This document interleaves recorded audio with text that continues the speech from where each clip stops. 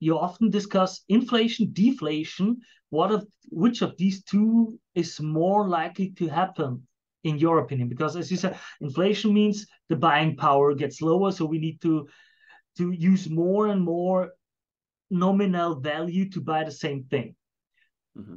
On the other side, if the economy crashes, the demand crashes too. And usually the lower the demand is, the cheaper the prices become. Because, well, if everyone is broke, nobody's going to buy for example, now the houses. And if the bank can't give me a loan, and if nobody can afford it, all of these houses, someone has to buy them, and they can then buy it, as I say, for cents on the dollar. So how does that play out? I see somehow like inflation and deflation can be simultaneous, but it's something that I don't see often being discussed in economic terms. Am I making a mistake with understanding that these two powers can be happening at the same time? Yeah, it's a great question. Yes. So basically, there's a couple things. So when we discuss inflation and deflation, we have to define what we're talking about, because there are very different ways that can be used. There are going to be certain items whose prices are rising while other prices are falling. That's really not what a lot of people refer to when they're talking about inflation or deflation. Today, most of the time when people are talking about inflation or deflation, they're talking about, on average, when you look at the prices of most things that most people buy, and then aggregate that together, is that level going up or going down? And so it will either go up, go down, or stay flat. Prices of everything all together at the same time can't be doing both. It's just, we have one number. But what you're talking about is one of two things. It's either a time difference, or it's a difference in experience. And so I'll give you the time difference first, because this is what I think will actually happen. Right now, we have, I'll give you, in the United States, we have inflation. But inflation is measured year over year. So when you look at the prices from April of 2022 to the prices right now in April of 2023, prices are higher right now, on average, of everything. Some prices are lower, some prices are higher, but on average, everything is higher. But when you look at the prices from 1 month ago to today, prices on average have barely changed at all, like almost nothing. Further, when you take it a step further and you plot the year over year difference in January, and then February, and then March, and then April, when you look at those year over year differences, you see that those year over year differences are getting smaller. So this is what's called disinflation. So in January, the prices were, let's say, 8% higher than they were the year before. And then the next month, they're only 7% higher than they were the year before. And then February, 6%. And now they're 5% higher than they were the year before. If you keep this trend up, then eventually that rate hits zero, because it approaches zero. So prices stop rising at some point in order to make that happen. When you look at the mechanism that causes inflation or deflation, especially recently, the majority of the time, it's going to be the broad money supply.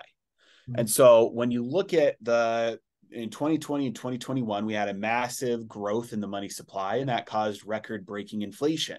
But the money supply stopped expanding anywhere between 12 to 18 months ago. And actually, year over year, the money supply has shrunk. So the money supply has started to decline since then. And given the fact that we know how much of an influence the money supply growth has on prices, because if there's more money, works its way throughout the system, it bids up prices, you start to suck money out of the system. That means on average, there's not enough money to continue affording everything at those higher prices. So prices have to come down to meet the lower amount of money in the system to buy things, because there's just not enough money to buy those things at those higher prices. So you have all of the forces right now for deflation to come next. Now, that means that there's less money going around. And that looks like that's what's happening right now, or will soon happen, because you've got bank failures, you've got people stopping spending, you've got people with so much debt that they can't afford to continue to load up on more debt to pay their old debt, or maybe bankruptcies happen and then you have people losing their assets. And so you've got all these forces right now that are contributing towards prices going down, people losing their jobs, incomes going down. Every one person's expense is another person's income. So we've got a lot of deflationary forces building up right now. And on average, that would push prices down because there's just not enough money on average to keep on buying everything at those higher prices. So either that doesn't get bought and then prices really collapse because there's no transaction, or prices come down to the point where people will keep on buying them. Now, I think the deflationary forces have enough of a damaging effect that policymakers step in and try and cause inflation to happen again. And so I do think that we have deflation and then inflation, high inflation after that. But the immediate outcome is deflation. We're not on the path towards high inflation or hyperinflation at the moment. I think we'll experience deflation first. The difference in experiences that you were referring to, where it seems like there's inflation and deflation happening at the same time, it comes down to the fact that when you look at the experiences that people have when there's hyperinflation, like let's say the Weimar Republic in Germany, you look at the experience that people have in America in the Great Depression. One of those was hyperinflation. One of those was a deflationary death spiral. The day-to-day experiences look identical. Yeah. Like there's just people don't have enough money to get the stuff that they want and need. Now, in one case, the way that looks is that prices are exploding higher, and the other case that looks like prices are dropping off a cliff. But in both cases, the day-to-day experience is the real things that people want and need are inaccessible. And the cost of human labor to get those things is too high, or there's just shortages and those things are just not even available. And so the real ramifications of both hyperinflation or deflation are the same, because they're both examples of deleveraging. That money, that purchasing power has already been spent in the past. And so that deleveraging can unfold in an inflationary way or a deflationary way. But either way, it is a deleveraging, and the total stock of wealth has to be rebuilt back up.